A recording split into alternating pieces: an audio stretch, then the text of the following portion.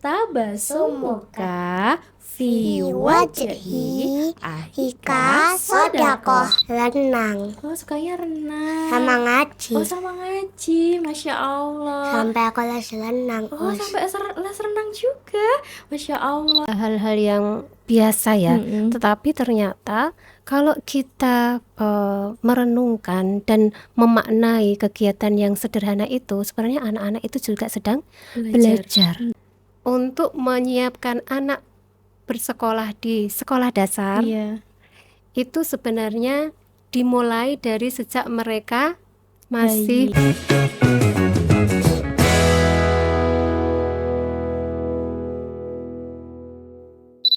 Assalamualaikum warahmatullahi wabarakatuh.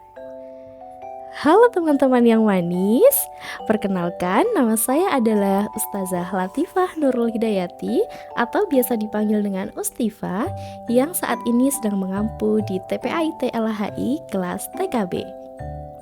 Selamat datang di LHI Podcast dengan tema besar 1 hari 1000 senyum. Nah, hari ini kita akan berbicara tentang sesuatu yang sederhana tapi bisa bikin dunia menjadi lebih bahagia. Apa kira-kira? Coba deh sekarang semuanya tersenyum lebar-lebar dulu ya. Siap? 1, 2, 3, cheers! Di podcast kali ini kita kedatangan bintang tamu yang sangat istimewa dan sangat memukau dengan penampilan yang bagus sekali. Mas-masnya seperti pangeran, mbak-mbaknya seperti princess. Nah, mereka adalah Ananda Hayin dan Ananda Ryan yang saat ini sedang belajar di kelas TKB TPAIT LHI. Nama kelas kita apa teman-teman? Eleven kelas. Ya, nama ini terinspirasi dalam surah Al-Fil yang tentunya akan kita bahas dalam tematik binatang ciptaan Allah pada semester ini. Halo Ryan, halo Hayin, bisa perkenalkan diri dulu? Oke, dari Mbak Hayin. Halo teman-teman, nama aku Aila Inggasani. Masya Allah. Halo teman-teman, nama aku Layan Kada Alvalian. Wah, Masya Allah, sekali namanya indah sekali ya. Semoga menjadi doa terbaik untuk kalian. Oke, Mbak Hayin sama Mas Ryan, bisa cerita nggak nih ke teman-teman keseruan pas kalian sekolah di TPAIT LHI itu apa sih yang bikin kalian tuh senang banget? Apakah ketika makan, ketika belajar, outing, bermain, berkebun, atau mengaji, atau yang lainnya mungkin? Dari Mbak Hayin, sukanya apa? Suka jalan-jalan. Ya, oke, sukanya jalan-jalan ke lingkungan sekitar sekolah atau jalan-jalan ketika outing? Ketika outing. Wah, Masya Allah, kenapa Hayin? Karena Outingnya jauh, terus naik apa biasanya? kadang naik bis atau mobil. Oh iya, Masya Allah, seru banget ya kalau outing itu ya. Kalau Mas Ryan? Renang. Oh, sukanya renang. Sama ngaji. Oh, sama ngaji, Masya Allah. Sampai aku les renang. Oh, sampai les renang juga. Masya Allah, sekarang udah jago berarti renangnya ya? Iya, barakallah. Ngomongin soal ngaji nih, kalau teman-teman sudah hafal sampai surat apa? Al-Humazah. Mau? Kita murojaah dulu ya. Wahid Isnain Salasa. Bismillahirrahmanirrahim. Wailul likulli humazatil lumazah allazi jama'a wa addada yasabu anna malahu ahada qala la yumbadanna fil hutama wa ma adraka mal hutama nalullah muqaddah allati tattali'u alal afidah inna alaihim muqsadah fi amadin mumaddadah. Wah, Masya Allah sekali. Semoga besok menjadi bekal untuk menjadi hafiz Quran ya Mas, Mbak, barakallah. Iya, itu Mbak Hayin bawa apa? Apa itu Hayin? Coba bisa liatin ke teman-teman. Itu Hayin bikin apa? Coba ceritain itu Mbak Hayin bikin apa? Bikin organ tubuh. Organ tubuh. Terus ada apa aja Hayin? Masih ingat nggak? Coba dilihat gambarnya. Ada apa aja? Ada yang paling atas. Otak. Ada otak di kepala kita. Terus di badan kita ada apa? Untuk bernafas pakai Jantung. ada jantung, ada paru-paru, dan ada sistem pencernaan. Masya Allah, barakallah Mbak Ayin, karyanya bagus sekali. Itu kemarin kita belajar apa ya? Tema diri Sendiri. sendiri. Masya Allah, luar biasa sekali ya Mbak Ayin. Ternyata diri kita ciptaan Allah ini memiliki keistimewaan yang luar biasa yang harus selalu kita jaga. Oke, sekarang giliran Ustazah. Ustazah punya sesuatu yang gak kalah seru, yaitu sebuah cerita tentang senyum untuk si kupu-kupu. Mau dengerin gak? Mau. Oke. Pagi itu Rara bangun dengan wajah murung. Ia tidak ingin berangkat ke sekolah, tapi ketika melihat ibu tersenyum sambil berkata, "Selamat pagi sayang," tiba-tiba hatinya terasa hangat. Di sekolah, Rara melihat temannya, Dito, terjatuh. Ia menghampiri sambil tersenyum. Dito pun ikut tersenyum kembali. Sore harinya, Rara duduk di taman. Seekor kupu-kupu hinggap di tangannya. Ia tersenyum dengan lembut. Kupu-kupu itu mengepakkan sayap, seolah-olah ikut tersenyum juga. Hari itu Rara sadar, satu senyum bisa menularkan kebahagiaan ke siapapun. Sekarang teman-teman coba ingat, hari ini kalian sudah tersenyum berapa kali? Coba berapa? 5. 4. Oh, 4. Mas Ryan? 8. Oh, 8. Masya Allah, banyak sekali ya. Nah, kita tambah terus untuk tersenyum sampai jadi 1000 senyum. Ayo bareng-bareng kita buat ekspresi wajah yang bahagia, siap? Siap? Oke. Ekspresi senang gimana? Ekspresi lucu, ekspresi malu, dan ekspresi bahagia. Teman-teman ingat ya, satu senyum kecil bisa membuat satu hari jadi luar biasa. Kalau setiap anak di dunia ini tersenyum, bayangkan betapa indahnya dunia kita. Yuk kita ucapkan doa kecil ini. Ya Allah, jadikan kami anak-anak yang selalu tersenyum dan membawa kebahagiaan untuk semuanya. Amin. Seperti dalam hadis senyum, gimana bunyinya teman-teman? Tabasumuka fi wajhi ahika sodakoh. Senyummu terhadap saudaramu adalah sodakoh. Oke, yuk dadah sama teman-teman ya. Dadah teman-teman. Sampai jumpa lagi. Baik ayah bunda, setelah ini kita akan belajar bersama tentang perkembangan anak bersama Ustazah Herlina Aris Primadani MPSI.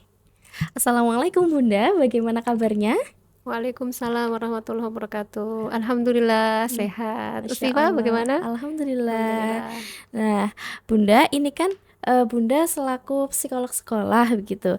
Bagaimana melihat perkembangan anak-anak TPA TLHI dari sisi perkembangan belajar? Silakan Bunda. Assalamualaikum warahmatullahi wabarakatuh. Ayah bunda yang dirahmati Allah, alhamdulillah pada kesempatan hari ini kita bisa melihat anak-anak sudah berkembang dan belajar dengan sangat bahagia dan ceria ya.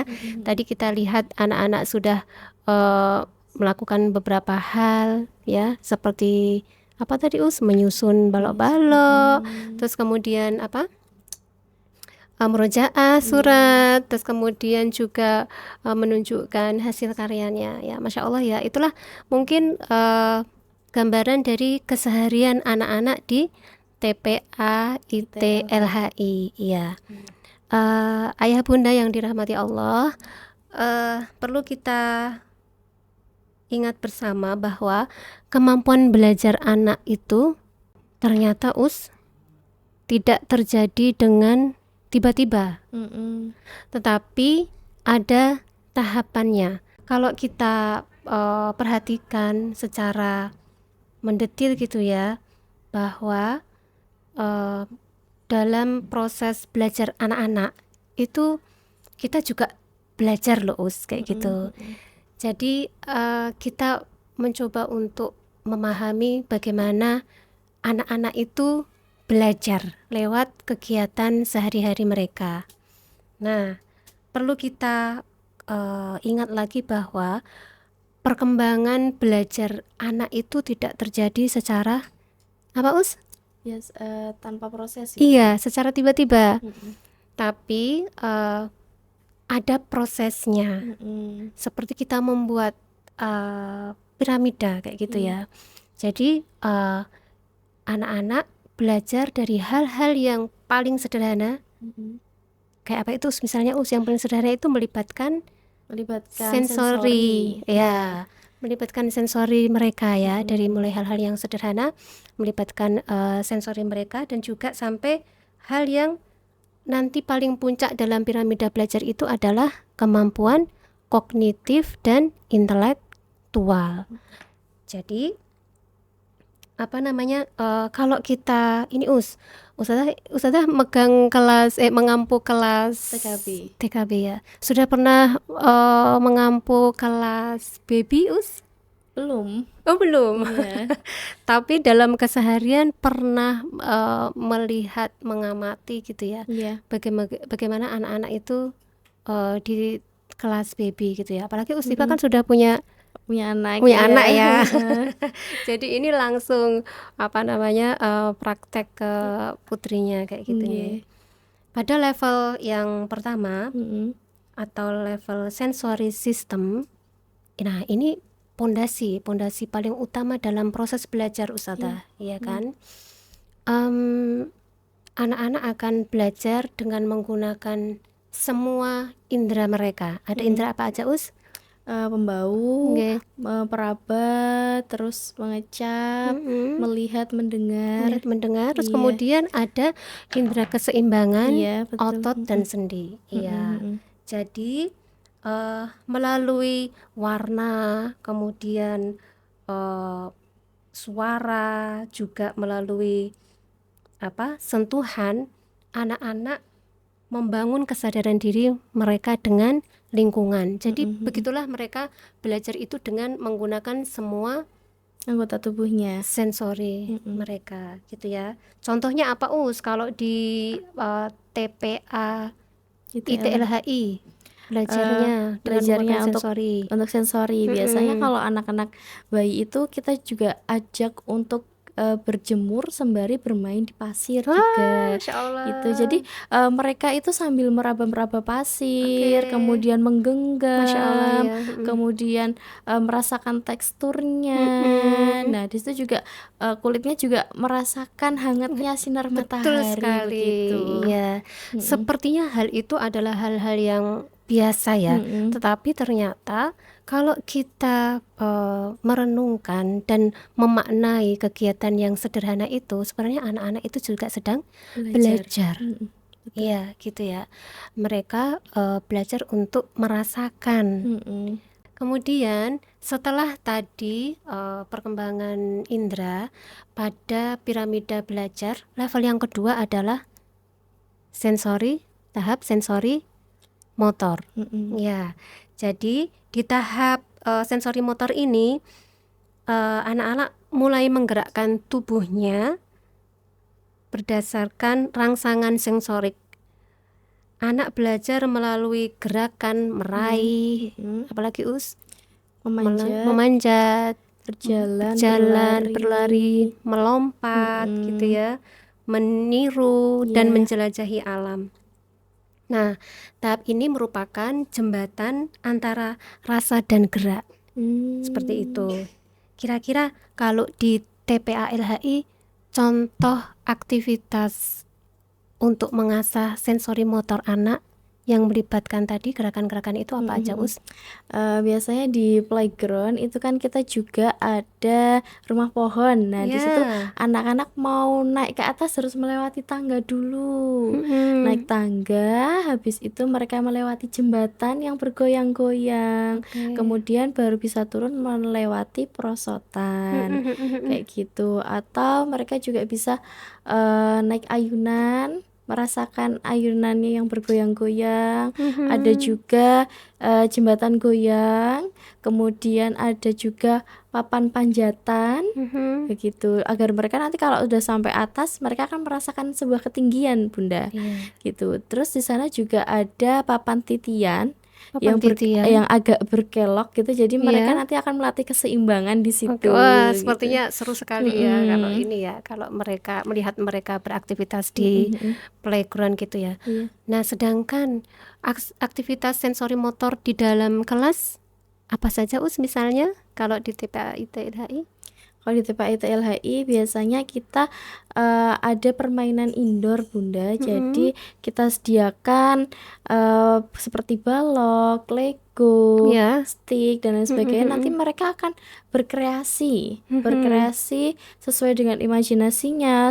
Kalau mas-mas biasanya suka bikin jalanan, nanti ada truknya yang lewat kayak gitu. Kalau mbak-mbak biasanya bikin rumah-rumahan, terus ada orangnya dan lain sebagainya. Iya, termasuk mereka saat bernyanyi juga dengan bertepuk tangan, Iya, kayak gitu ya, betul. seperti itu. Nah, jadi di level perkembangan sensori motor ini sebenarnya adalah dasar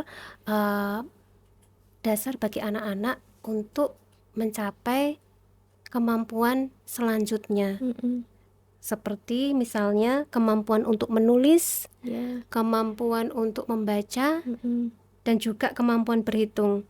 Jadi kalau kita bayangkan membaca, menulis, dan berhitung itu bukan saja masalah berpikir saja, tetapi juga ada melibatkan bagaimana mereka harus meraih Ustadzah, koordinasi antara mata dan tangan. Gimana sih menulis itu bukan hanya menghafal bentuk tulisan saja, tetapi juga mereka perlu berkonsentrasi, mengkoordinasikan mata dan tangan, dan kegiatan-kegiatan untuk koordinasi mata dan tangan, kemudian mematangkan motorik halus dan kasar, itu bisa dilakukan atau distimulus dengan kegiatan-kegiatan yang sudah Ustadzah tadi sebutkan. Luar biasa sekali. Kemudian pada level ketiga di piramida belajar, yaitu level perceptual motor development atau perkembangan persepsi dan gerak. Jadi kalau tadi anak-anak menggerakkan tubuhnya berdasarkan rangsangan sensorik, kemudian pada level ketiga ini anak-anak belajar untuk menghubungkan apa yang dirasakan dengan makna. Jadi jadi anak-anak itu bergerak itu sebenarnya punya tujuan, bukan hanya bergerak itu asal bergerak gitu ya, usia. Jadi mereka tuh bergerak itu memiliki sebuah tujuan tertentu, seperti itu. Jadi mereka juga belajar untuk mengontrol gerakan mereka untuk mencapai tujuan yang mereka inginkan. Misalnya seperti apa itu, contoh aktivitas untuk menstimulasi perkembangan persepsi dan gerak mereka anak-anak. Mungkin seperti senam begitu, Bunda.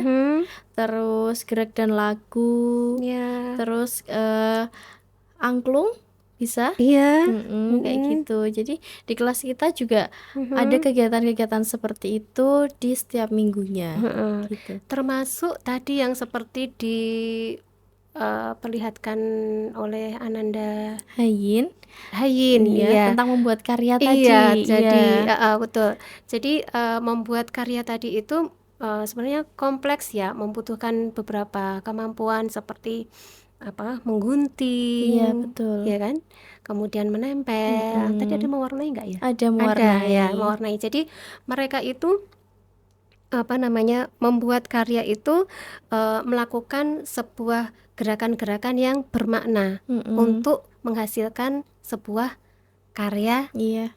tertentu kan, Mm-mm, seperti mm-mm. itu. Jadi dengan memberi fasilitas mereka membuat karya, maka secara tidak langsung ustazah juga sudah menstimulus perkembangan persepsi dan gerak anak-anak, Mm-mm, seperti mm-mm. itu, gitu nggih.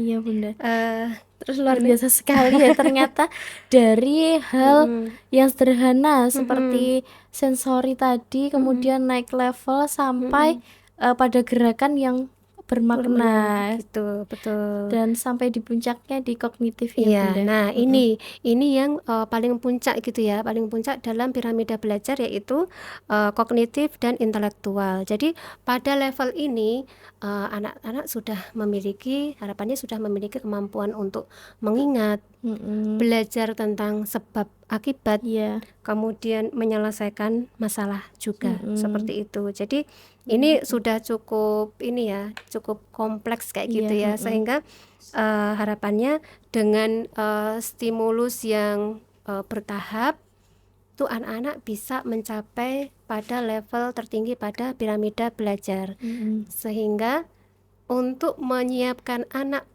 bersekolah di sekolah dasar Iya. itu sebenarnya dimulai dari sejak mereka masih bayi. Iya. Betul Mm-mm. sekali. Bukan sekedar mereka belajar untuk menghafal. Baca tulis Betul gitu. sekali, Mm-mm. seperti itu Ustazah. Jadi dari sini kita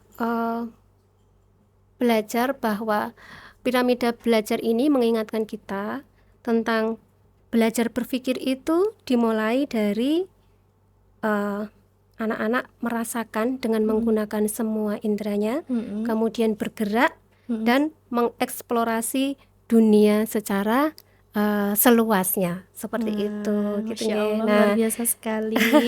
itu Ustazah mungkin itu tadi ya, sepertinya sudah sesuai dengan teori perkembangan dalam tahap perkembangan belajar gitu ya, yang sudah dilakukan di TPA IT LHI. Masya Allah, Alhamdulillah. Jazakumullah khairan kasir kepada Bunda Iya, Lina atas pemaparannya yang sangat luar biasa sekali. Karena memang di PAUD ITLHI ini kita memberikan pembelajaran kepada anak dalam proses belajar mereka untuk siap ke jenjang selanjutnya. Memang kita persiapkan itu dari bayi Bunda. Jadi memang sesuai dengan jenjangnya, sensori yang diberikan juga sesuai dengan jenjang usia mereka begitu. Jadi nanti ketika di kelas TKB anak-anak sudah lebih siap lagi untuk belajar, lebih siap lagi untuk masuk ke sekolah dasar begitu. Termasuk tadi yang belajar tentang senyum itu ya, Mm-mm. itu Masya Allah ya, sangat luar biasa sekali. Jadi anak-anak sudah terbiasa untuk senantiasa bersyukur, sehingga dengan badan yang sehat dan hati yang gembira bisa selalu menyambut hari dengan penuh makna. Iya, Masya Allah, Alhamdulillah. Karena memang fitrahnya anak-anak ya Bunda, itu memang selalu ceria begitu. Alhamdulillah. Oh, Masya Allah, luar biasa sekali ya Bunda. Semoga ini bisa menjadi bekal kita semua untuk membersamai Ananda belajar dimanapun berada. Mungkin demikian LHI Podcast yang penuh keceriaan dan penuh syukur. Jangan lupa ayah bunda untuk selalu tersenyum. Dan juga jangan lupa untuk subscribe, like, and share video ini. Dan ikuti terus keseruan kita di LHI School Official. Wabillahi taufiq wal hidayah. Wassalamualaikum warahmatullahi wabarakatuh. Waalaikumsalam warahmatullahi wabarakatuh.